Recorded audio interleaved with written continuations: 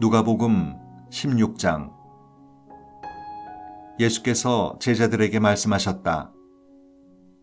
어떤 부자에게 관리인이 있었다. 관리인이 직위를 남용해서 사사로운 지출이 크게 늘고 있다는 보고가 주인에게 들어갔다. 그래서 주인은 그를 불러들여 말했다. 너에 대해 들려오는 이야기가 어찌 된 것이냐? 너를 해고하겠다. 내가 네 장부를 철저히 감사해 볼 것이다. 그러자 관리인은 속으로 말했다. 관리인 일을 잃었으니 이제 어쩌지? 막노동을 하자니 힘이 없고 국어를 하자니 자존심이 상하고. 그렇지, 좋은 수가 있다. 이렇게 하자. 그러면 내가 거리에 나앉더라도 사람들이 나를 자기 집에 들여줄 것이다. 관리인은 곧장 행동으로 옮겼다. 그는 자기 주인에게 빚진 사람들을 한 사람씩 불렀다. 처음 온 사람에게 관리인이 말했다. 내 주인에게 진 빚이 얼마요? 그가 대답했다. 올리브 기름 100통입니다. 관리인이 말했다. 지금 당장 여기 앉아서 당신 서류에 50이라고 쓰시오. 다음 사람에게 말했다. 당신은 무슨 빚을 줬소? 그가 대답했다. 밀 100부대입니다. 그가 말했다. 당신 서류를 가져다가 80이라고 쓰시오. 자, 여기에 놀라운 소식이 있다. 주인은 이 부정직한 관리인을 칭찬했다. 왜 그랬겠느냐? 그가 제 앞가림을 할 줄 알았기 때문이다. 세상 물정에 밝은 사람들이 이 점에 있어서는 법을 잘 지키는 시민들보다 영리하다. 그들은 늘 빈틈이 없고 온갖 수단을 꾀하며 수완을 발휘해서 살아남는다. 나는 너희도 그런 식으로 옳은 것을 위해 영리해지기를 바란다. 모든 역경을 생존을 위한 창조적인 자극제로 삼고 가장 본질적인 것에 너희 관심을 집중하여라. 그러면 너희는 선한 행동에 만족하면서 그저 그렇게 사는 것이 아니라 참으로 살게 될 것이다. 예수께서 계속해서 말씀하셨다. 너희가 작은 일에 정직하면 큰 일에도 정직할 것이다. 너희가 작은 일을 속이면 큰 일도 속일 것이다. 너희가 작은 일에 정직하지 못하면 누가 너희에게 가게를 맡기겠느냐? 두 명의 사장을 위해 일하는 직원은 없다. 하나는 미워하고 하나는 사랑하거나 하나는 떠받들고 하나는 얕보게 된다. 너희가 하나님과 은행 둘 다를 섬길 수는 없다. 돈을 밝히는 무리인 바리새인들이 이 말씀을 들었다. 그들은 눈을 부라리며 그분을 현실을 모르는 대책 없는 사람으로 치부해버렸다. 그러자 예수께서 그들에게 말씀하셨다. 너희는 다른 사람들 앞에 자신을 그럴듯하게 보이는 데는 달인이다. 그러나 하나님은 겉모습이 아니라 내면을 보신다. 이 사회가 보고 대단하다고 이르는 것을 하나님은 꿰뚫어 보시고 터무니없다 하신다. 하나님의 율법과 예언자는 유 안에서 절정을 이루었다. 이제 하나님 나라의 기쁜 소식이 전파된다. 이것은 모든 사람의 마음을 끄는 초대다. 하나님의 율법이 한 글자라도 닳아 없어지기 전에 먼저 하늘이 풀어지고 땅이 녹아내릴 것이다. 이혼법 규정을 구실 삼아 정욕을 덮으려는 것은 간음이다. 결혼법 규정을 구실 삼아 정욕을 덮으려는 것도 간음이다. 어떤 부자가 있었는데 그는 최신 유행하는 값비싼 옷을 입고 과시적으로 돈을 쓰면서 하루하루를 허비했다. 나사로라는 가난한 사람이 그의 집 문 앞에 버려져 있었는데 온몸이 종기투성이었다. 부자의 식탁에서 떨어지는 부스러기로 끼니를 때우는 것이 그 인생의 소원이었다. 그에게 다가와서 그 몸에 난 종기를 핥는 개들이 그의 가장 가까운 친구였다. 그러다가 이 가난한 사람이 죽었고 천사들에게 이끌려 아브라함의 품에 안겼다. 부자도 죽어서 땅에 묻혔다. 지옥에서 고통받던 부자가 눈을 들어 멀리 있는 아브라함과 그 품에 안긴 나사로를 보았다. 그가 외쳤다. 아버지 아브라함이여, 불쌍히 여기시고 자비를 베풀어 주십시오. 나사로를 보내서 그 손가락에 물을 찍어 제 혀를 시원하게 해 주십시오. 제가 이 불 속에서 몹시 괴롭습니다. 그러자 아브라함이 말했다. 얘야, 너는 사는 동안에 좋은 것을 받았고 나사로는 나쁜 것을 받았다는 사실을 기억하여라. 여기는 그렇지 않다. 여기서는 그가 위로를 받고 너는 고통을 받는다.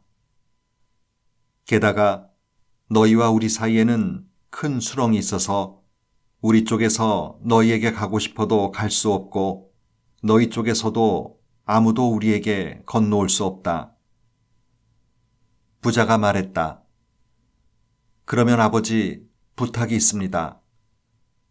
5 형제가 있는 내 아버지 집으로 나사로를 보내주십시오. 그가 그들에게 진실을 알리고 경고해서 그들만큼은 이 고통의 자리에 오지 않도록 해주십시오. 아브라함이 대답했다. 그들에게는 진실을 말해줄 모세와 예언자들이 있다. 그들한테 들으면 된다. 그가 말했다. 저도 합니다. 아버지 아브라함이여. 하지만 그들은 듣지 않습니다. 죽은 자들 가운데서 누군가 일어나 그들에게 간다면 그들도 자신들의 행실을 고칠 것입니다. 아브라함이 대답했다. 그들이 모세와 예언자들의 말을 듣지 않는다면 죽은 자들 가운데서 살아난 사람도 그들을 설득할 수 없을 것이다. 17장 예수께서 제자들에게 말씀하셨다. 힘든 시련과 유혹이 오게 마련이지만 누구든지 그것을 초래하는 자는 불행하다. 이 사랑스런 어린아이들 가운데 하나를 괴롭히느니 차라리 맷돌을 목에 두르고 깊은 바다를 헤엄치는 편이 낫다. 조심하여라. 네 친구가 잘못하는 것을 보거든 바로잡아 주어라. 그가 내 지적에 응하거든 용서하여라. 설령 너에게 하루에 7번 되풀이해서 잘못하더라도 그가 7번 미안하네, 다시는 그러지 않겠네 하거든 용서하여라. 사도들이 주님께 다가와서 말했다. 우리에게 더 큰 믿음을 주십시오. 그러자 주님께서 말씀하셨다. 너희에게 필요한 것은 더 큰 믿음이 아니다. 더 큰 믿음도 없고 더 작은 믿음도 없다. 너희에게 나달 하나만한 믿음, 깨알만한 믿음만 있어도 너희가 이 뽕나무더러 가서 호수에 뛰어들어라 하고 말할 수 있다. 너희가 말하면 그렇게 될 것이다. 너희 가운데 누가 종이 있는데 그 종이 밭을 갈거나 양을 치고 나서 들어왔다고 해보자. 너희라면 그의 겉옷을 받아주고 식탁을 차려주며 그에게 앉아서 먹어라 하겠느냐? 오히려 저녁을 준비하여라.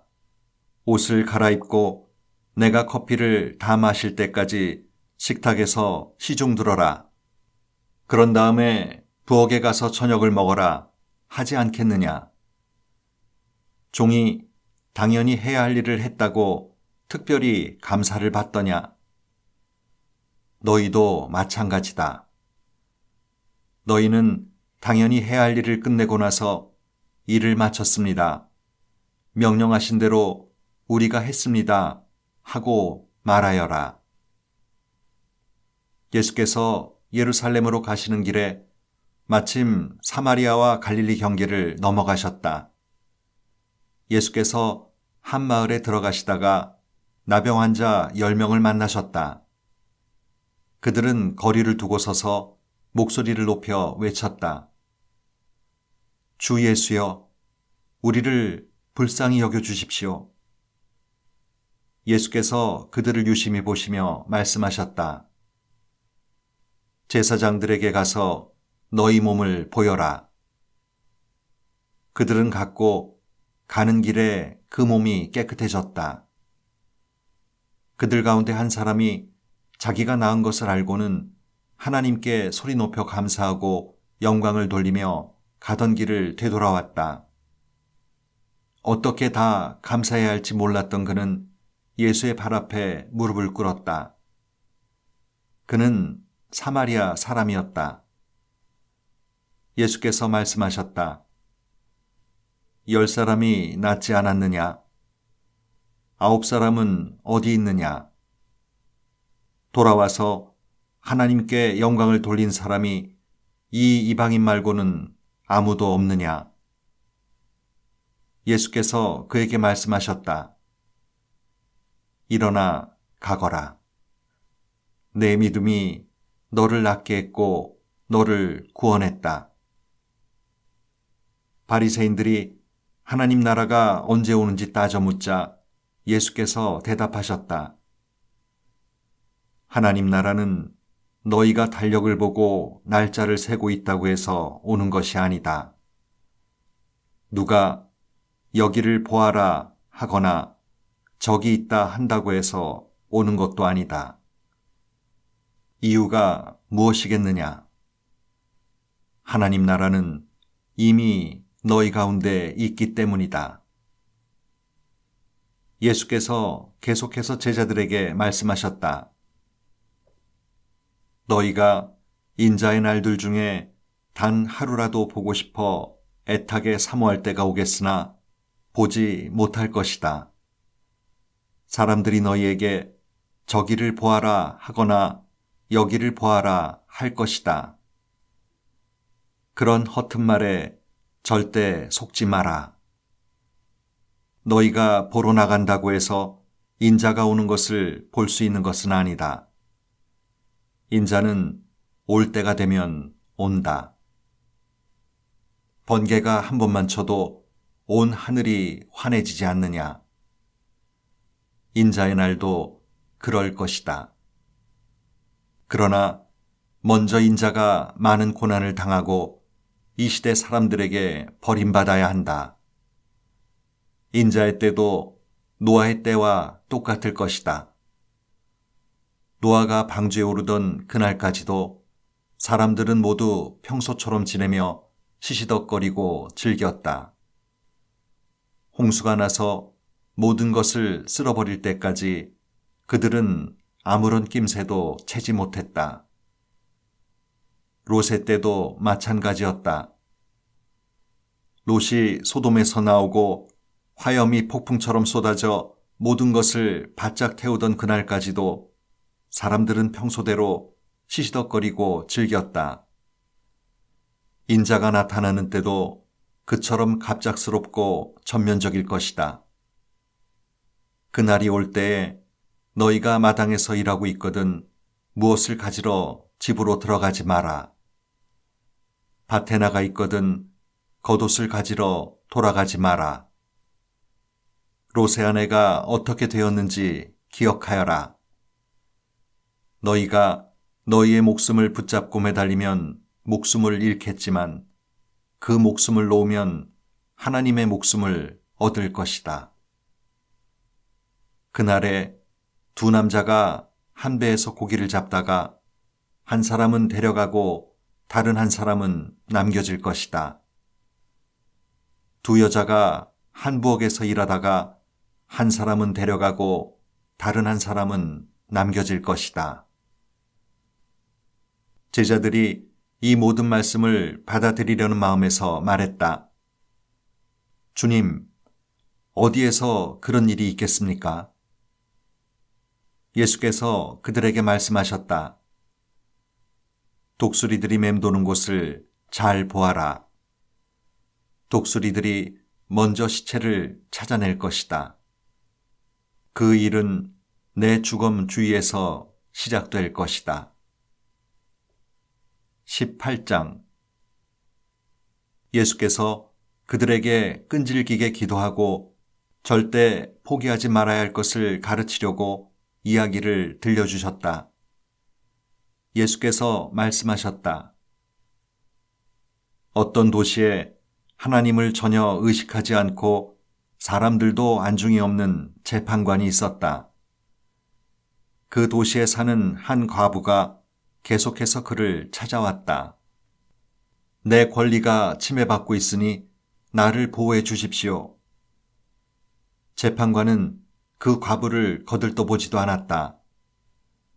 그러나 과부가 계속해서 찾아오자 재판관은 이렇게 혼잣말을 했다. 나는 하나님이 어떻게 생각하는지 전혀 관심도 없고 사람들의 생각은 더 말할 것도 없다. 그런데 이 과부가 끝까지 나를 귀찮게 할 텐데 뭔가 조치를 취해서 이 여자가 정당한 대우를 받도록 해주는 편이 차라리 낫겠다. 그러지 않으면 이 여자의 집요한 펀치에 내가 시퍼렇게 멍이 들고 말겠다. 주님께서 말씀하셨다. 너희는 이 불의한 재판관이 하는 말을 들었느냐? 그렇다면 너희는 도움을 구하며 끊임없이 부르짖는 택하신 백성을 위해 하나님이 개입하셔서 정의를 이루어 주시리라고 왜 생각지 않느냐? 하나님이 자기 백성의 권리를 지켜주시지 않겠느냐? 내가 보장한다. 하나님이 반드시 그렇게 해주실 것이다. 그분은 질질 끌지 않으실 것이다. 그러나 인자가 다시 올 때에 그처럼 끈질긴 믿음을 이 땅에서 얼마나 찾을 수 있겠느냐. 자신의 도덕적 행위에 흡족해하며 자만심에 빠져서 보통 사람들을 업신여기는 사람들에게 예수께서 다음 이야기를 들려주셨다. 두 사람이 기도하러 성전에 올라갔다. 한 사람은 바리새인이고 다른 한 사람은 세금 징수원이었다.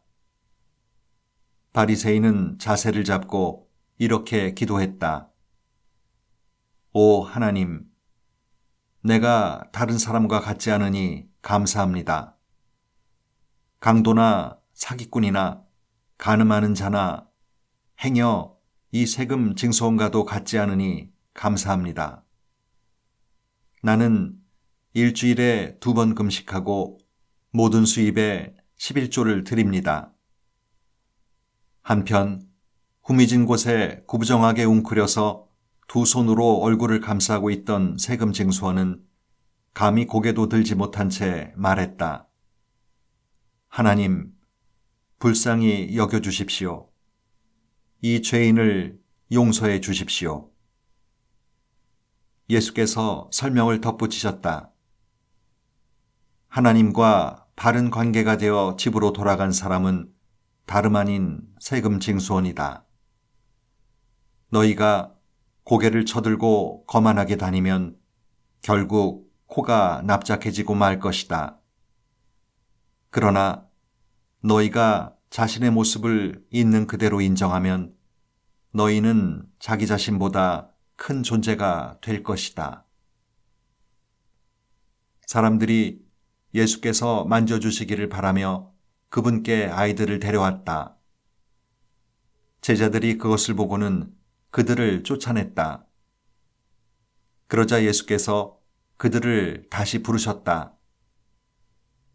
이 아이들을 그냥 두어라. 아이들과 나 사이에 끼어들지 마라. 이 아이들은 천국의 자랑이며 기쁨이다. 명심하여라. 너희가 하나님 나라를 아이처럼 단순하게 받아들이지 않으면 절대로 그 나라에 들어갈 수 없다. 하루는 한 지방 관리가 예수께 물었다.